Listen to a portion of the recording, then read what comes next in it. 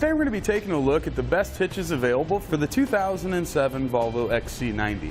Now both the hitches that we're going to be comparing today are going to be Class 3 rated hitches. So that means they're going to have the 2" by 2" receiver tube opening. From Curt we have part number 13559, and from Draw-Tite part number 75152. Now both of these hitches are designed to fit in behind the rear fascia. So what we're going to be left with hanging down is just going to be the receiver tube opening and our safety chain connection points.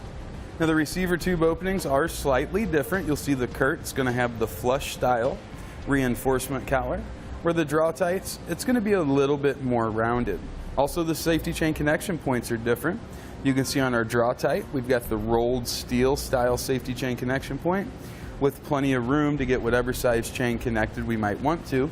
Whereas when we look at the Curt, you can see it's more of a vertical plate that comes down. Now for most of the smaller safety chains, I don't think you're going to have any issues connecting to that, but I definitely prefer the accessibility of the Draw-Tites just a little bit more. Now as far as weight ratings are concerned with the Curt, we're going to have a 350 pound tongue weight rating. That's going to be the maximum downward force we can put at our receiver tube opening. Where with the Draw-Tite, it's going to give us a 500 pound tongue weight rating. The Curt offers a 3,500 pound gross trailer weight rating. That's the total weight of the trailer and anything we might load up on it. With the Draw-Tite, it's going to be 5,000. Now both hitches are also rated for use with weight distribution. The Draw-Tite and the Curt are going to have the same ratings at a 500 pound tongue weight rating and a 5,000 pound gross trailer weight rating. Now what this means essentially is that the Draw-Tite's going to offer a little bit stiffer of a hitch, kind of in the deflection department. Maybe if you've got like a really big bike rack on there or something like that, we're not going to have the flex in that we might get with the Curt. Now keep in mind, you will want to check the owner's manual of your XC90 to see what its tow ratings are and not exceed those. Now installation of our two hitches is also going to be extremely similar. They're going to use the exact same 3 mounting locations on both sides, so nothing changes there. However, with the thickness of the Curt plate here versus the Draw-Tite being more narrow, the Draw-Tite's going to install with absolutely no modifications to the vehicle at all. Where the Curt, while it's really not going to be seen up underneath the vehicle, we will have to kind of square off our fascia just a little bit to allow room for this plate to come through. Now one additional thing you notice on the Draw-Tite hitch, it's this little bracket that's been welded on the backside.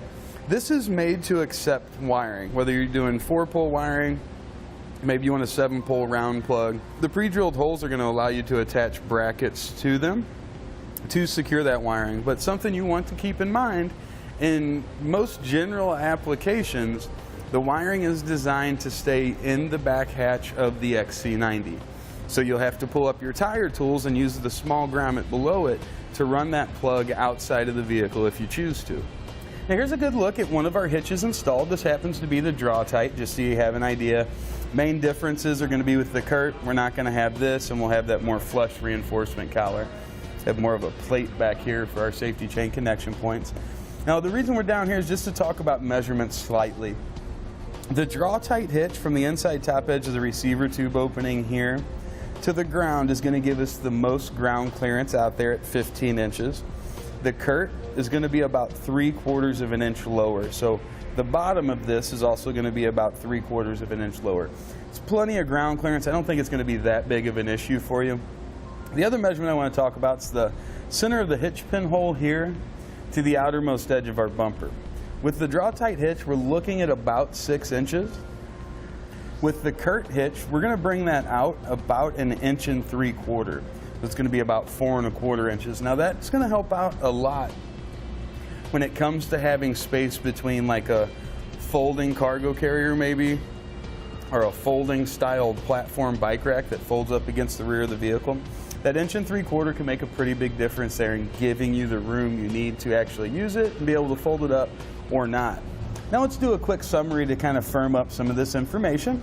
When it comes to recreational usages, we're going to consider bike racks, cargo carriers or any other class 3 type accessory that might go on there to help you out with something. I think that the Draw-Tite is going to be the better in this situation because it does have that higher tongue weight rating, which, as we said before, that's going to eliminate some of the flex. Although if you are using a cargo carrier or a bike rack with a very short shank, that 1 3/4 that pinhole moves back will be a little bit of an advantage there, only in that situation though. I think with your 4 bike racks and your 5 bike racks or your bigger cargo carriers, the Draw-Tite's definitely going to be the way to go.